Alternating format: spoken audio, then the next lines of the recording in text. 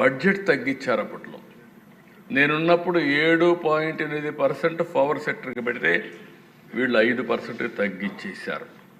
ఇంకో పక్కన దిశ ఆవరేజ్న 2004 వరకు ₹2.55 యూనిట్ కరెంటు ఉత్పత్తి చేస్తే వీళ్ళు వస్తానేది ₹5.25 పెరిగిపోయింది. అప్పట్లోనే 10 ఏళ్లలో రైతులపైన భారం 28,835 కోట్లు వేశారు. ఎందుకంటే ఈ అసమర్థత అన్నీ కూడా వచ్చి ట్రాన్స్మిషన్ లాసెస్ కూడా తగ్గించడంలో ఫెయిల్ అయ్యారు. కడాన దిశ మీరు చూస్తే ఎక్కడికక్కడ మున్సిపల్ కార్పొరేషన్లో 4 గంటలు, మున్సిపాలిటీలో 6 గంటలు, మండల హెడ్ క్వార్టర్లు 8 గంటలు, గ్రామాల్లో 12 గంటలు, ఇండస్ట్రీస్ కోత, స్మాల్ స్కేల్ ఇండస్ట్రీ అయితే కరెంటు వాడితే సర్ఛార్జ్ పేరుతో డబల్ ఛార్జ్. దీంతో చాలా స్మాల్ స్కేల్ ఇండస్ట్రీస్ అన్నీ కూడా మూతపడే పరిస్థితికి వచ్చింది. అధ్యక్ష ఆ రోజుట్లోనే ₹13 యూనిట్ పెట్టుకున్నారు.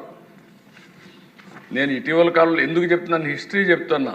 ఒక 5 నిమిషాలు ఆలస్యమైన రాష్ట్ర ప్రజానీకం కూడా ఆలోచించుకోవాల్సిన అవసరం ఉంది. హిస్టరీ తెలిస్తే భవిష్యత్తులో ఏ విధంగా మనం ముందు తీసుకుపోవాలని ఆలోచించే అవకాశం వస్తుంది. ఇంకొక పక్కన కోల్ లేకుండా మెయింటైన్ చేయకుండా ఐడిల్గా పెట్టి ఓసారి ఎవాక్యువేషన్ అంటే ట్రాన్స్మిషన్ లేకుండా ఓసారి పవర్ రన్ చేసిన పరిస్థితి లేదు. అప్పట్లోనే రెన్యూబుల్ ఎనర్జీ వచ్చింది, సోలార్, విండ్ ఉపయోగించుకోకుండా కనీసం అప్పుడు గవర్నమెంట్ ఆఫ్ ఇండియా ఫైన్ కూడా వేసేవాళ్ళు. మీరు ఇంతని కొనాలి, 2% కంపల్సరీగా మీరు సోలార్, విండ్ ఉత్పత్తి చేసుకోవాలి, లేకపోతే కొనాలని పెడితే అది కూడా కొనకుండా దానికి కూడా వచ్చే ఇన్సెంటివ్స్ తీసుకోకుండా వేస్ట్ చేసే పరిస్థితికి వచ్చారు. ఇవన్నీ అధ్యక్ష ఇంకో పక్క ఎన్టీపీసీ పవర్ ప్లాంట్లో వచ్చిన కరెంటు కూడా తీసుకోకుండా చేశారు. 2014లో వచ్చాం.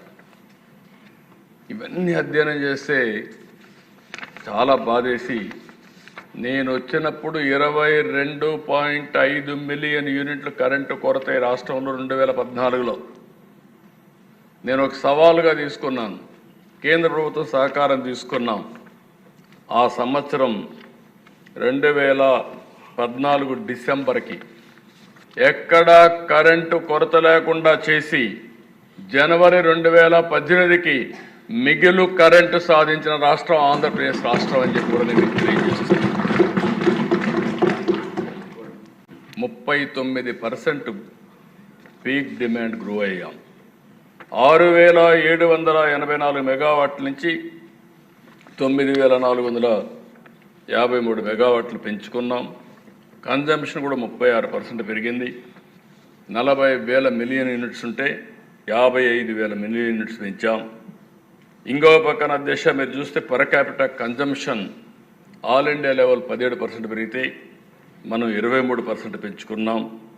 మొట్టమొదటిసారిగా సోలార్, విండ్ 7,700 మెగావాట్లు ఉత్పత్తి చేసిన ఏకైక రాష్ట్రం ఆంధ్రప్రదేశ్ రాష్ట్రం.